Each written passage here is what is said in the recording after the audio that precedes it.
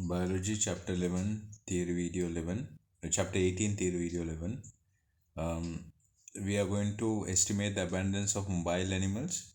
Now, obviously, like I told you earlier, estimating the abundance of mobile animals is almost impossible by using the Quadrat's method. So, we have to use a different method. One of these method is known as mark release recapture technique. So what we do is we pick a habitat and uh, randomly pick organisms out of a species, and then uh, we mark them using some mechanism that their future chance of survival is uh, not affected by those things. That is, we put some tag or something of that sort, and then what we do is we release them into back into the population. Then after mixing and after some time has passed, uh, some considerable time has passed, we recapture another large sample and find out how many of the original marked animals are recaptured. So now, for example, let's say for each 10 animals we have recaptured one of the marked animals. Then based on that we can find out that the earlier we captured 10% of uh, how many were there. So that is actually one way of doing that. Now, because if now in this sample that we counted, now let's say earlier we captured 500 animals. So out of the 500, now every out of every 10 animal we have one animal out of that original 500. So based on that proportion we can find out how many animals were there in that population or in that area. So the using this particular equation we can calculate and estimate the number in a population. So the capital N is the population size, which is going to be equal to N1 into N2 upon M2. N1 is the number of marked individuals released, multiplied by number of individuals. N2 is number of individuals both marked and unmarked captured. That is the uh, second situation. Then divided by M2, that is the number of marked individuals recaptured. Right? So number of marked individuals released is N1 multiplied by number of individuals both marked and unmarked captured, that is the second instance, multiplied by M2, that is the number of marked individuals recaptured.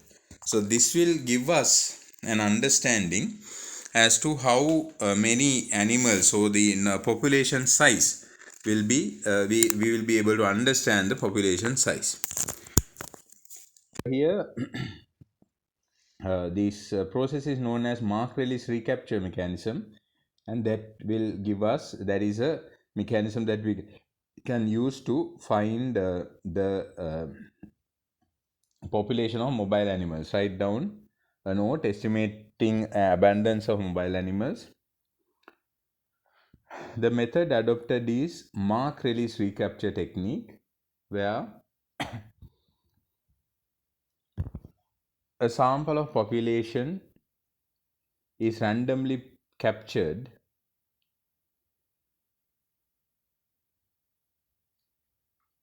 and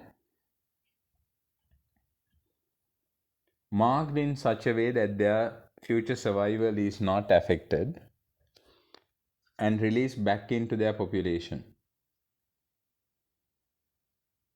After enough time has passed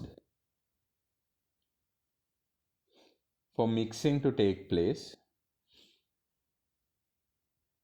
another large sample is captured.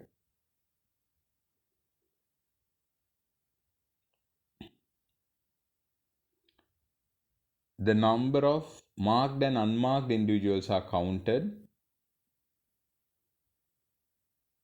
and using below formula, an estimate of the total number in the population can be calculated. So the formula is n, that is population size, equals n1 into n2 divided by m2, all simple. So the capital N is equal to population estimate, n1 equals number of marked individuals released, n2 is the number of individuals both marked and unmarked captured, m2 is the number of marked individuals recaptured. Right, so that is something that we can do in relation to mobile animals. Now, Simpson's index of diversity.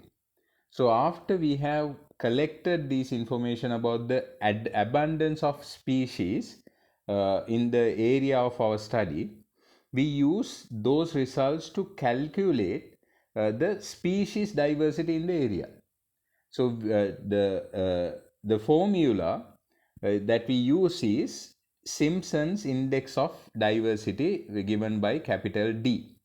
D equals 1 minus sigma n minus capital N to the power 2, right? So here n is the total number of organisms of a particular species, and n is the total, capital N is the total number of organisms of all species. Then the value of D would range from 0 to 1. If the D value is nearer to 0, that is very low species diversity. If it is closer to 1, very high species diversity. So that is what we need to understand.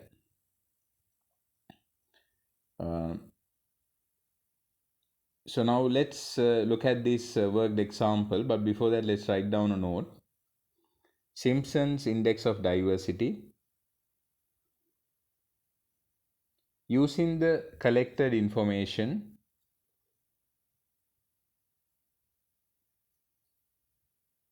we can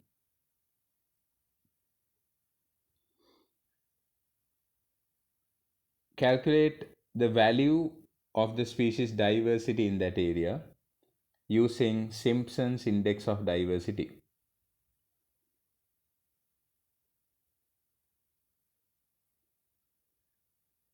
So in this write down, in this diversity, if the value of D, that is the Simpson's index of diversity, is closer to 0, it has low biodiversity.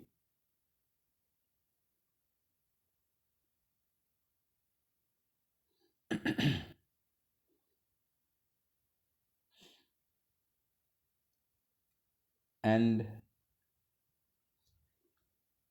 if it is closer to 1, it has a high biodiversity.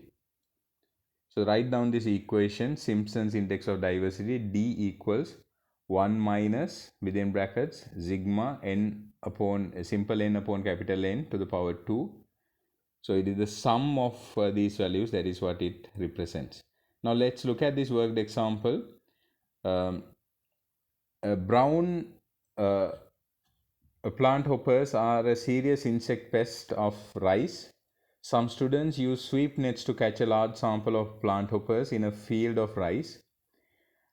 Each animal was marked with a very small spot of non-toxic waterproof paint, and then they were released across the field. The next day, a second large sample was caught. So number caught and marked in first sample was 247. In the second sample, it was 259. In the second sample, there were 16 animals who were marked. So then the estimated number in the population, we have to multiply 247 into 259 and then divide it by 16. We get 399.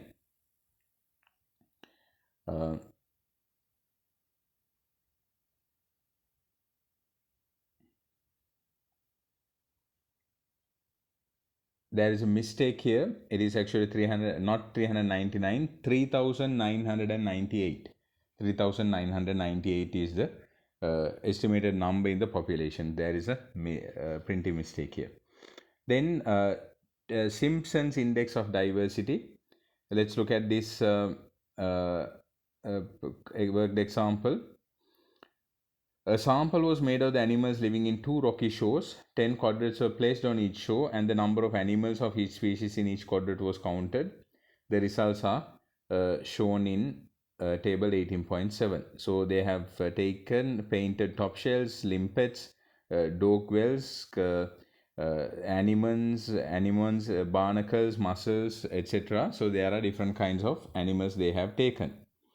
Now, to determine Simpson's index for shore A, calculate n upon n for each species, square each value, add them up and subtract from 1.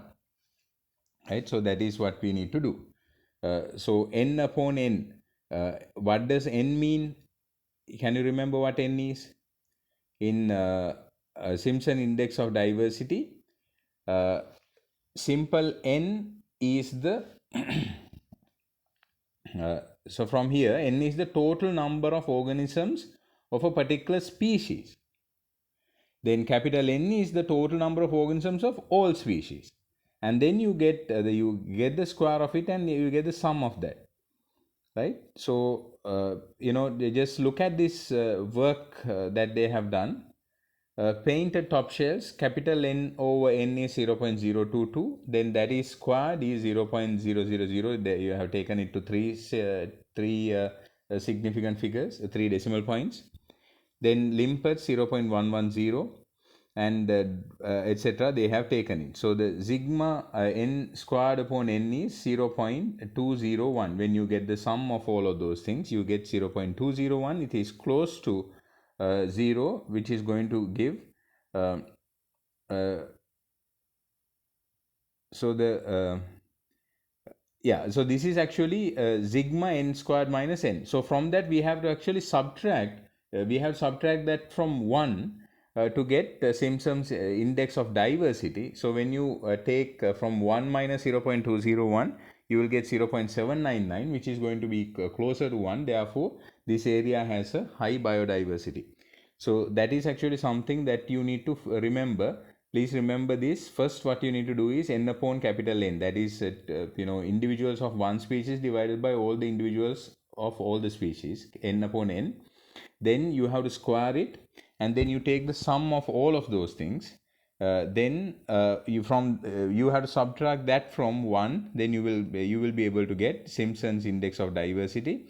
That will give you whether it has a high biodiversity or a low biodiversity. So that is a comparison that you can make. I hope you understood. If you understood the story, please do question number 11. If you didn't understand, let me know, then I will explain it better.